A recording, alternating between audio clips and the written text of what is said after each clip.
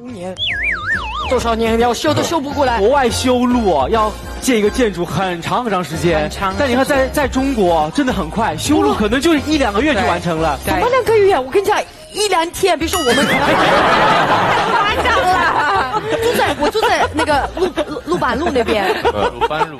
对，然后那边有个小洞，我老公开车的时候就一直都在这个洞里面。没想到有一个车过来，过2天就平了。对，太厉害了！我从来都没看到过这种东西，我都概念很。是不是觉得中国很棒？现在不是棒，是中国应该是世界最好的一个。Chinese are now building another high-speed rail line that will go up to 300 miles per hour.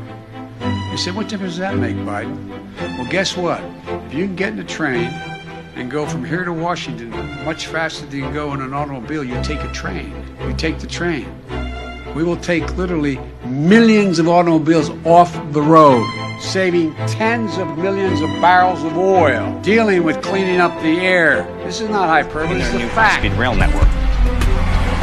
And I got to climb over 2,000 feet in the air and get an incredible view of the Shanghai skyline. Oh, my whole body went... And one thing is clear. Urbanization, right? It's happening at the macro scale. Think about cities. They're building more and denser cities than anywhere else in the world. There's a construction manufacturing company creating a new excavator every 10 minutes. And in terms of high-speed rail, they have laid more track here in the last 6 years than any other Western country in the last 50. We know urbanization creates wealth, but it also creates problems. And as fast as China is building their cities, they're also working to stop some of these problems.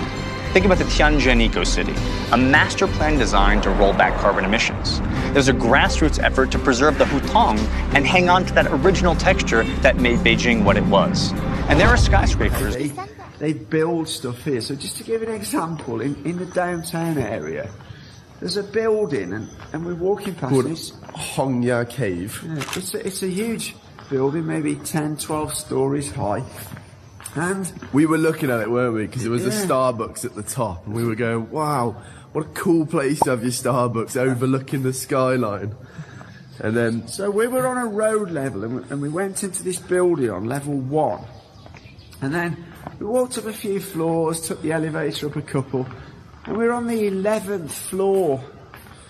And we walked outside on the 11th floor, and we're at road level again. Still at ground level. So basically, they built this building into the side of a mountain.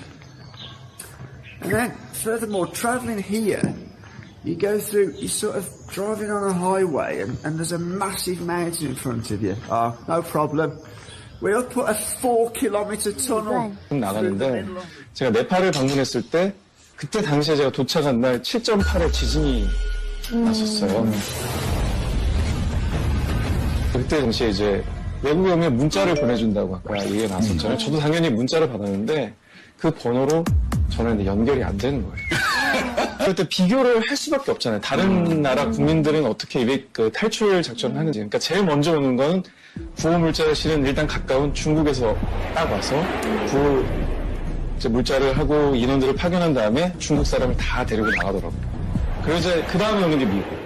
그러면서 국민들을 다 대피시키고 이제 탈출을 시켜서 데리고 나가는 건데 저는 그래서 제가 결국에는 그 비행기를 타지 못했거든요. 애국심을 버릴만 하다. 결국 왔어요.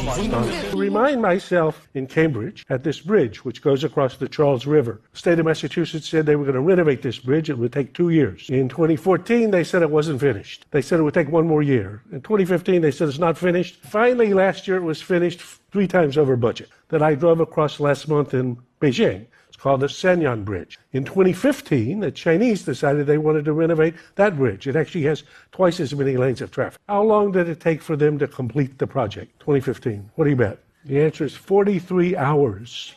Now, of course, that couldn't happen in New York. High-speed train, so we're excited. So far, 163 kilometers, 65, 66, 66. Oh my God.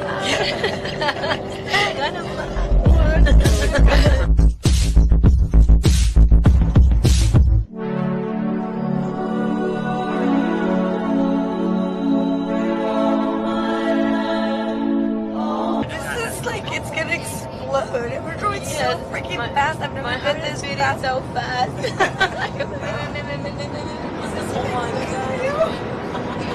Definitely the fastest train I've ever been on, and it feels amazing. I mean, we are just hauling right now. 301 kilometers. Pretty awesome. 7 minutes to Shanghai city center. 我那周围的所有人都是那样说，中国没有教团，中国没这那都没有。17年后，现在，这些好久就是没联系的发小给我打电话，哎呦，很热情，慢慢说了40分钟了。听说啊，现在中国的经济挺好的啊，现在我们有一个就是一个新的电影啊。那个现在找一点投资，有点投资啊。那个你那边认不认识人？以前这根本就不发生。第6段 Even though Beijing has the busiest and longest metro station in the world, the maximum fare is only 8 yuan. So unlike these massive infrastructure projects, this is one that benefits everybody.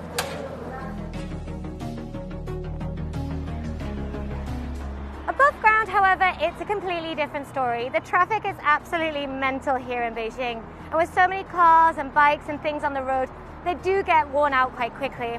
When I'm riding my scooter, although the bike lanes are amazing, there are a lot of potholes, so it does make for quite a bumpy ride.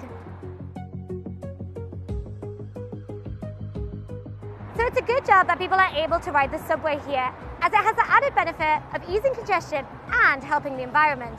The buses are also electric here, which is a great step in the right direction. Sabemos que son muchos, que si se lo proponen casi que podrían dominar el mundo. ¿Y tienen idea cuál es la cifra de la población de China? 1.000 millones, algo así. Pero millones y pico. Y pico, son 1.300.000 y pico. Sí. Es un montón. Acá somos 44 millones. O sea, somos nada. China, lo que más me llama la atención de China es su tecnología, lo avanzado que están en ese tema, es lo que más me llama la atención de ese país. Sí, en parte de tecnología casi todo lo que tenemos es de ustedes. ¿Y cuál es la marca más famosa de los cereales que tier city in China?